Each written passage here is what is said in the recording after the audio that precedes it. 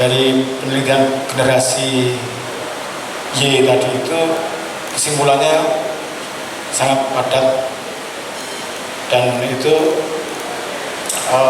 sangat juga harus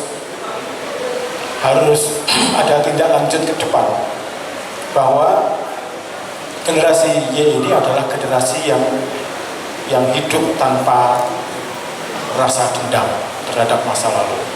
Ini kesimpulan yang harus menjadi titik pijak dalam kehidupan kita. Itu dimensi waktu kita kan hanya ada 3: masa lalu, masa kini, dan masa yang akan datang. Hanya 3 hari aja. Hanya 3 hari: masa lalu, masa kini, dan masa depan. Nah, tapi ada yang hanya punya masa kini saja, namanya hotel. Itu nggak punya masa lalu dan nggak punya masa depan, adanya masa kini aja. Hanya itu aja, yang lain kan tetap 3 hari. Nah, menarik bahwa persepsi ini kan yang diteliti adalah persepsi. Soal mentalitas, soal mentalitas, soal bagaimana kita bersikap terhadap sesuatu. Dalam hal ini adalah bersikap terhadap masa lalu. Dalam kajian sejarah kontemporer itu ada yang soal mengkaji bagaimana transformasi atau perubahan masyarakat atau orang, individu maupun masyarakat, terutama yang saya garis bawahi adalah kajian tentang masyarakat mengenai persepsi dirinya ketika mengalami sesuatu yang buruk, dalam hal ini kolonialisme. Pertama yang akan dirasakan atau dipersepsikan itu adalah bahwa kami menjadi korban dari sebuah, dalam tanda petik, kejahatan yang disebut dengan kolonialisme. Dan persepsi ini sangat kuat sekali ketika terjadi penjajahan maupun tahun-tahun setelah kemerdekaan, sehingga anti kolonialisme itu menjadi identitas bersama kita yang mampu menyatukan dari Sabang sampai Merauke ini. Itu adalah karena anti kolonialisme, ya. Dan ini wajar aja, di mana-mana seperti itu. Dan itu persepsi yang umum terjadi ketika orang mengalami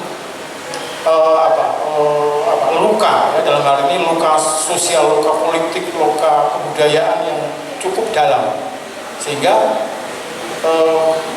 sebagai victim, sebagai korban, ini menjadi sangat kuat terekspresikan dalam berbagai bentuk. Nah, tentu saja ini kemudian nanti akan kita lanjutkan dengan analisis yang lain, bahwa ini harus diselesaikan. Meskipun saya sangat surprise dengan hasil penelitian ini, bahwa ternyata generasi Y ini adalah generasi tanpa dendam. Mungkin seperti saya yang ini mungkin masih ada sedikit lah, ya. Meskipun nggak merasakan juga, tapi ada proses penurunan. Nah, penurunan itu artinya membuat turun-temurun pewarisan terhadap persepsi sebagai korban tadi itu. Saya tidak sebagai korban, tapi diturunkan persepsi korban itu terhadap generasi berikutnya. Nah, mungkin stoplah di generasi saya, tapi generasi berikutnya sudah tidak ada dendam apapun. Yang kedua, orang atau masyarakat mampu untuk menjadi lebih meningkat lagi, menjadi survivor namanya. Jadi kalau orang terluka, tertabrak mobil, itu sudah nggak bisa apa-apa, tapi begitu kemudian dia sudah di rumah sakit dirawat, baru kemudian dia menjadi survivor. Dia sudah bisa menyapa kanan kirinya, dia sudah bisa, oh kalau gitu saya bisa sembuh, kalau begitu saya nanti akan bersepeda lagi di minggu pagi dan seterusnya. Ini artinya survivor. Jadi korban bertransformasi menjadi survivor. Nah ini saya kira generasi saya survivor ini. Nah artinya ya, mungkin ada yang namanya kolonialisme, tapi itu nggak penting bagi saya sudah. Tapi bahwa jejak-jejak itu harus dijernihkan kembali. Nah transformasi ketiga itu kalau dari korban kemudian menjadi leader, menjadi dirinya sendiri, menjadi pemimpin dirinya sendiri yang mampu untuk mengarahkan orientasi kehidupan dan seterusnya, baik itu untuk kehidupan sosial, politik, ekonomi. Dan inilah yang sekarang kita tahap yang harus kita perjuangkan terus-menerus, bahwa kita ini dulunya adalah korban atau victim, kemudian menjadi survivor, tapi kemudian harus menjadi leader dalam kehidupan kita. Nah ini yang saya kira kalau kita nanti sempat untuk membuat perbandingan-perbandingan, saya kira akan menarik. Misalnya bagaimana orang Suriname, bangsa Suriname yang aslinya adalah orang Jawa, yang dulu juga mengalami kolonisasi oleh Belanda, tapi kemudian pindah imigrasi di Suriname, dan sekarang mereka masih berbahasa Jawa, tapi sudah menjadi Perdana Menteri di Suriname. Ini sudah menjadi leader namanya. Sudah melampaui victim, sudah melampaui sebagai survivor. Nah ini saya kira kita juga harusnya di level ini. Nah lalu bagaimana kemudian kedepannya seperti apa? Saya kira bentuk-bentuk tadi yang hasil dari survei tadi itu, bahwa ada nasionalisme, ada kebinekaan, ada tokoh-tokoh yang tetap diingat sampai sekarang seperti Soekarno, Hatta dan seterusnya tadi itu menjadi modal bagi kita untuk mengembangkan imajinasi kita yang disebut dengan post-kolonialisme itu. Nah, memang post-kolonialisme ini memang agak susah untuk sebagai sebuah alat metodologi untuk mengembangkan identitas kita sebagai sebuah bangsa. Ini saya kira harus tetap harus tetap dikembangkan. Maksud saya begini, ada hal-hal dari masa lalu yang harus kita jernihkan, kita klarifikasi, ya, secara sangat objektif. Ya. Misalnya beginilah, ini yang sekarang jadi problem di kalangan kita sekarang ini, hari-hari ini. Ini soal KUHP, ya, yang tadi disebutkan Mas Ari sebagai warisan tadi itu, mengenai penistaan agama. Ini kan problem, sama identik dengan apa yang dulu dalam KUHP sebagai pasal tentang subversi. Ya, ini persis penistaan agama itu persis dengan pasal subversi. Jadi pasal yang sebetulnya sebagai pasal hukum itu sebenarnya nggak bisa diterapkan karena objeknya nggak jelas. Agama itu sangat luas sekali. Kalau pidana itu biasanya objeknya jelas. Erwin Haryanto namanya. Itu namanya objek hukum. Tapi kalau agama itu bukan objek hukum, objek pidana, hukum pidana. Nah ini yang sekarang masih tertinggal di pasal-pasal dalam KUHP. Misalnya ini adalah contoh. Kemudian yang soal detail, ini soal sisa masa lalu yang saya ingin juga harus diklarifikasi. Soal bahasa, penggunaan bahasa mengenai hal-hal yang berkaitan dengan masa lalu. Misalnya seperti ini, pemberontakan petani. Misalnya, kenapa tidak diubah bahasa itu menjadi perjuangan petani? Jadi pemberontakan petani 1888 atau pemberontakan di Ponorogo. Nah, ini yang contoh aja, bahwa ini adalah sisa-sisa dari sesuatu yang ini juga soal mental. Kalau itu kita pergunakan terus, itu artinya kita melestarikan dendam tadi itu sebenarnya. Jadi kira-kira gitu gini ya. Jadi ada beberapa hal yang juga sangat menarik untuk dibersihkan ya, dari terutama misalnya juga agama. Jadi dulu oleh kolonialisme agama itu hanya dipecah menjadi dua. Agama sebagai sebuah keyakinan yang ada di dalam pribadi, dan agama sebagai realitas politik. Nah, ini saya kira dualisme seperti ini itu akhirnya melahirkan wacana maupun gerakan Islam yang ya seperti itu sampai sekarang. Kalau tidak seorang sufistik yang tidak peduli dengan politik juga, tapi akhirnya akan muncul gerakan Islam yang murni politik. Jadi nggak ada misalnya agama yang bisa, atau belum, atau sudah ada tapi itu baru harus dikembangkan lagi. Jadi aneh orang melihat kok agama kumpul sama nasionalisme, itu aneh. Dan sekarang itu terus dikritik oleh kelompok agama yang mengatakan agama ya agama, nggak boleh campur dengan nasionalisme.